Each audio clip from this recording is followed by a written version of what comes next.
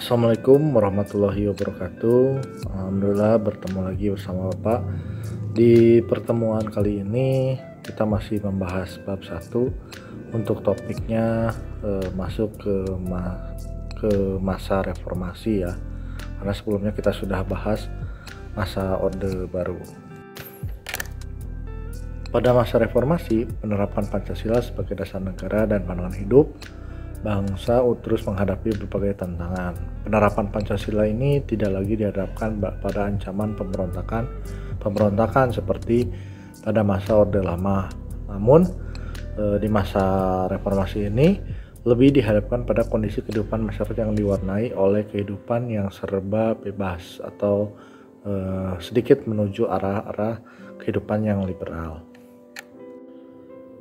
Kebebasan yang mewarnai kehidupan masyarakat Indonesia saat ini meliputi berbagai aspek, termasuk dalam segi kehidupan politik, budaya maupun ekonomi.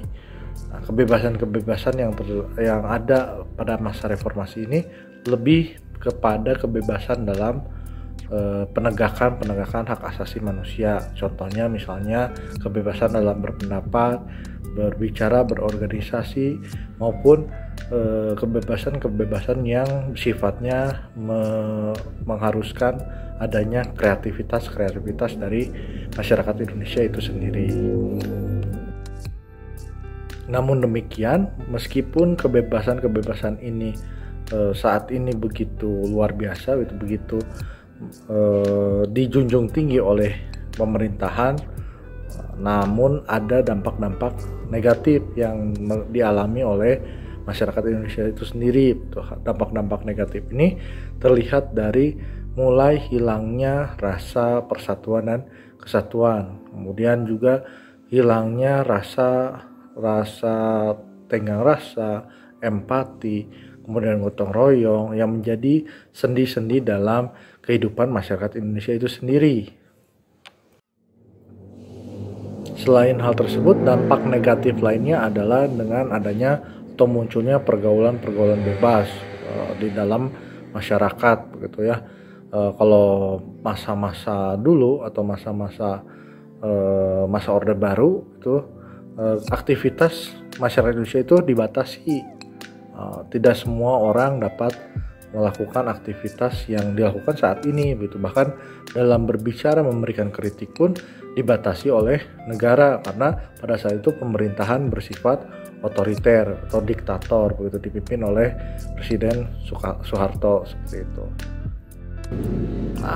Nah, permasalahan lainnya adalah munculnya budaya yang terkesan negatif, di mana masyarakat Indonesia saat ini mudah sekali atau kurang memiliki etika dalam berkomunikasi atau menggunakan media sosial. Begitu banyak masyarakat Indonesia yang menggunakan media sosial ini sifatnya lebih menghujat, bukan mengkritisi dalam segala hal ya, baik itu dalam mengkritisi pemerintahan.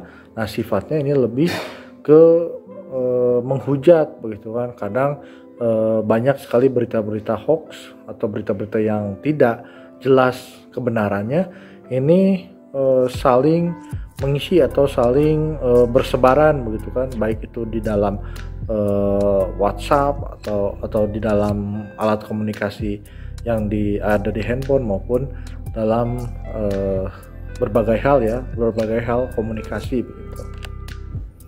Tentu hal tersebut atau hal-hal yang Bapak sebutkan tadi itu dapat mengancam rasa persatuan dan kesatuan, di mana kebinekaan yang menjadi ciri khas masyarakat Indonesia atau kebinekaan yang menjadi istimewa di negara Indonesia ini menjadi sebuah permasalahan baru, di mana munculnya konflik-konflik yang bersifat sara, suku, agama, ras, dan antar golongan. Nah, ini sangat kentara atau sangat terlihat di masa-masa reformasi saat ini begitu.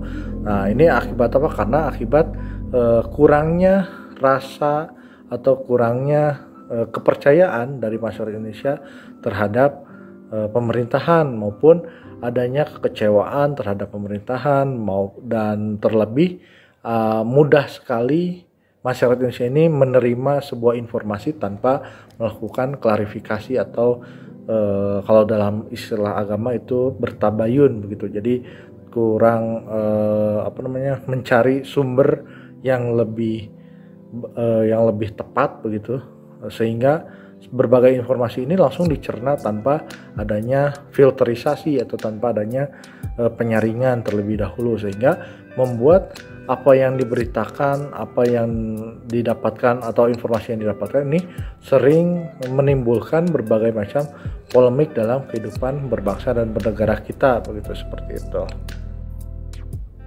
Selanjutnya, permasalahan lainnya yang timbul atau ada pada penerapan Pancasila di masa reformasi ini adalah munculnya atau adanya berkembangnya ideologi-ideologi baru.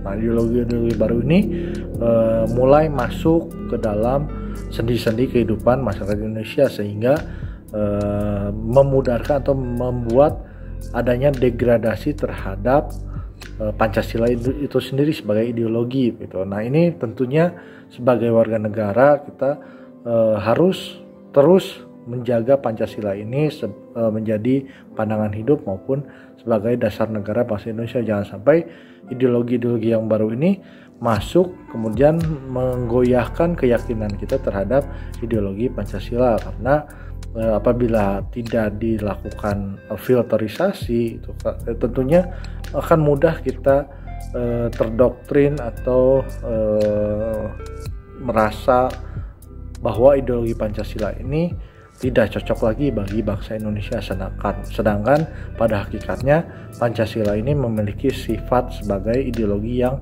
terbuka, bukan ideologi yang tertutup maupun kaku.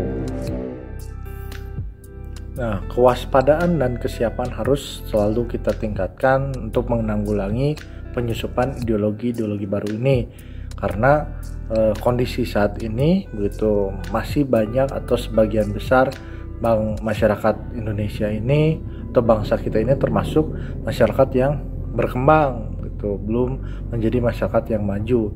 Yang tentunya dalam kondisi ini cita-cita yang diharapkan oleh para founding father pun belum bisa terwujud secara nyata, belum mampu memberikan kesejahteraan hidup kepada rakyatnya, atau belum bisa mewujudkan cita-cita bersama yang tercantum dalam pembukaan Undang-Undang Dasar 1945.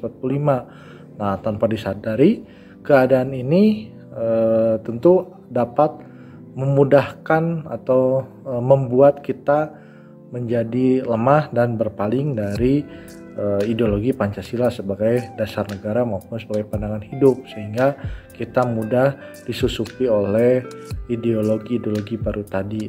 Nah, itu yang harus kita jaga, keyakinan kita terhadap Pancasila sebagai ideologi bangsa tentu harus selalu ditingkatkan gitu, karena dengan adanya ideologi Pancasila ini tentu kehidupan masyarakat Indonesia diharapkan menjadi lebih baik, kemudian muncul kembali rasa gotong royong, tenggang rasa, maupun kebinekaan yang selama ini kita bangun begitu kan, tidak lagi tergoyahkan, bahkan mudah dipecah belah oleh bangsa lain maupun oleh orang-orang atau oknum-oknum tertentu yang ingin memecah belah rasa persatuan dan kesatuan kita sebagai warga negara gitu. Karena perbedaan itu menjadi indah ketika kita satu sama lain menerima setiap perbedaan yang ada, tidak lagi memperebutkan atau tidak lagi meributkan berbagai macam perbedaan yang ada di negara Indonesia, seperti itu. Baik, demikian apa yang bisa Bapak sampaikan untuk pertemuan kali ini. Kurang lebihnya mohon maaf. Mungkin nanti kita bisa diskusikan di kemudian hari. Nah, untuk tugas di rumah, Nah, ini Bapak baru memberikan tugas. Silahkan kalian kerjakan atau tulis di buku masing-masing atau melalui diketik juga boleh begitu. Silahkan kalian cari perbedaan antara ideologi terbuka dan tertutup. Nah, boleh sumbernya dari buku paket, boleh dari Google atau dari internet atau sumber-sumber lainnya. Silahkan kalian cari, kemudian dituliskan atau dituangkan, boleh ditulis tangan di dalam buku, kemudian difotokan dan dikirimkan melalui Google Classroom, maupun bisa langsung diketik di handphonenya atau di laptopnya dengan Google Doc atau dengan Microsoft Word. Nanti silahkan kalau sudah dikirimkan melalui Google Classroom. Terakhir Bapak ucapkan semoga apa yang Bapak sampaikan hari ini dapat bermanfaat bagi kalian atau kita semua, dan kita akan berjumpa lagi di pertemuan selanjutnya.